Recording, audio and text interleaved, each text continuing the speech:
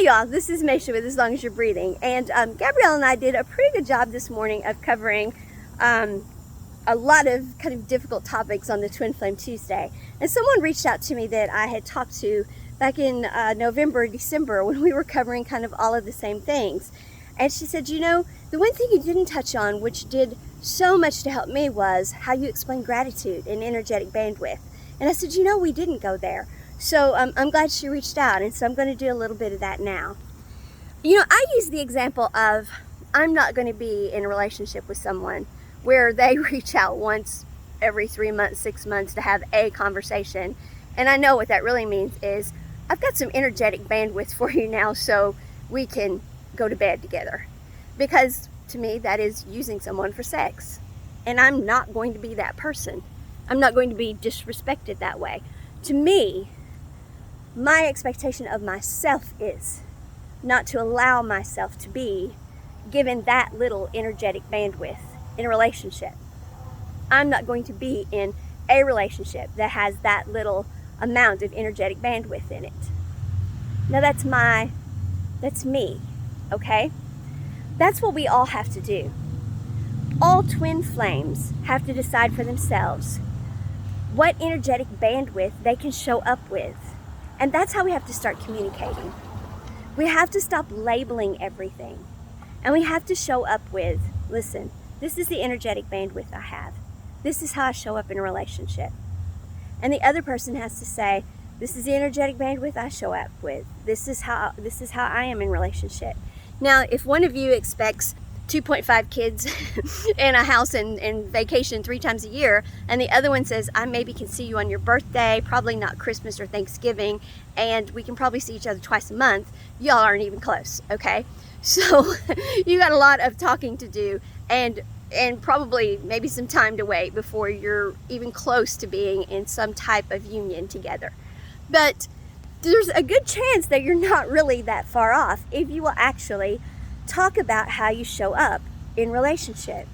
If you will talk about it from that standpoint, if you won't go into it with a list of expectations, this is what I expect of you, this is what I want from you, if you won't do that, if instead you'll go in with, this is who I am, this is what I give, and you let that person tell you the same thing, and then you come back with, okay, what I'm hearing is, and from where I'm at, that measures up with 70% of what I give energetically. Okay.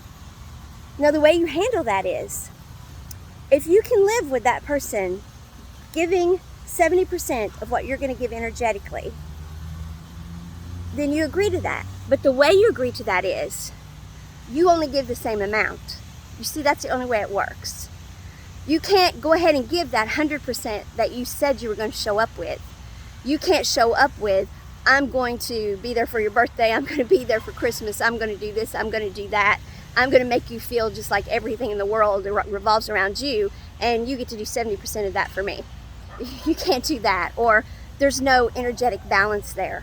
There's no energy for energy there. So if that person shows up with, my expectations of me, the way I show up is about 70% of what you got there, then you have to decide, okay, does this relationship mean enough to me for me to dial the way I'm going to show up in it back 30%, and me put that 30% into me, and not try to force that 30% onto that person. And when you do that, then there's a possibility that the relationship can work. But you have to be committed to doing that. You can't give it lip service. You can't say, yeah, I can do that. And then when they said they wouldn't spend Christmas with you and Christmas comes and you start giving them a guilt trip, well, that doesn't work. You have to live up to your word. So you have to be sure.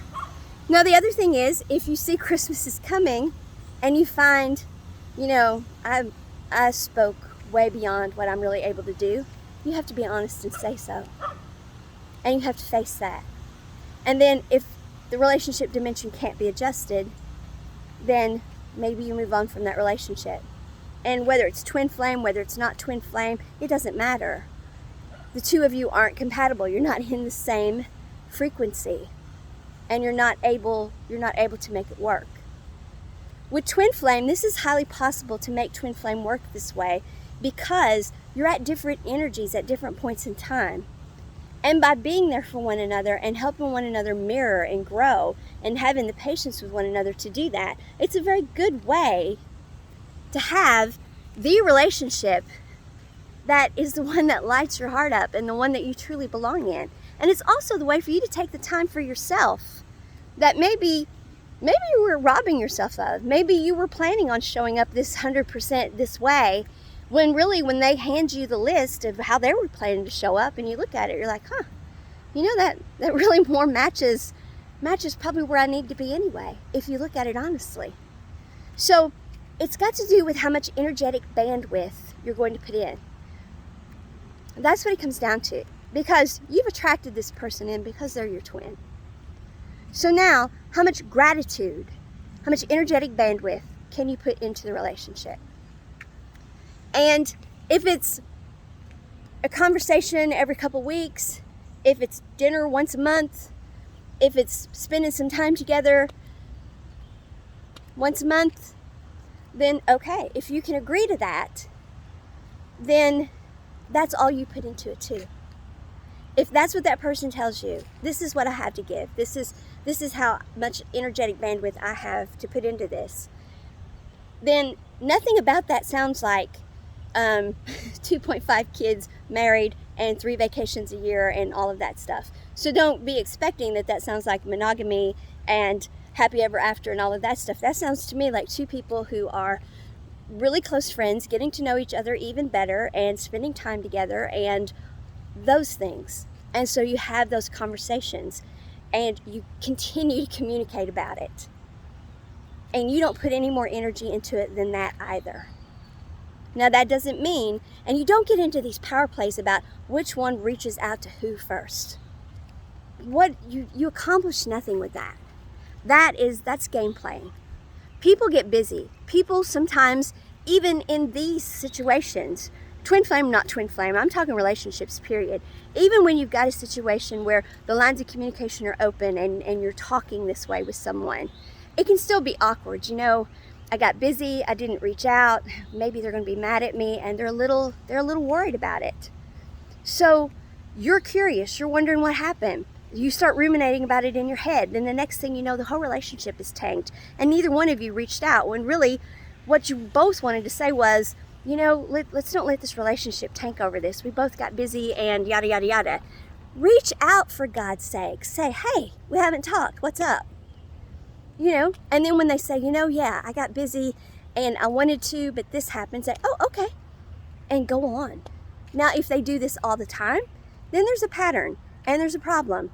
And you need to address that and say, you know, I bought that the last 2 times, but it's been 3 times now. So are you sure that's really what's happening? Or is this a pattern here because you're really trying to avoid me and you're not willing to tell me? Ask the question. If that's what you think, ask it. Don't assume it. Ask it. Period. I like you, girl. See, I've got somebody agreeing with me here. So that's how we have to handle these things. Whether it's twin flame, whether it's not twin flame, all relationships we have to handle this way. But it does come down to the amount of energetic bandwidth we're going to put into them. And we have to establish that up front. But yes, that is something that Gabrielle and I did not get to today. So I'm glad that you reached out and reminded me that that is something I heavily teach. And it certainly does go along with what we said today. So if you want to live in great big capital letters, as long as you're breathing, in every relationship, not just romantic, go into it up front, talking about how much energetic bandwidth you've got for it. Come to terms with it. Put it in the dimension of the relationship. Then honor it. And if you can't honor it, talk about it. And if you find that the 2 of you aren't talking about it, well, then one of you start talking about it. Don't make assumptions. Don't let relationships go south because you're not communicating. Communicate. Okay? All right, y'all.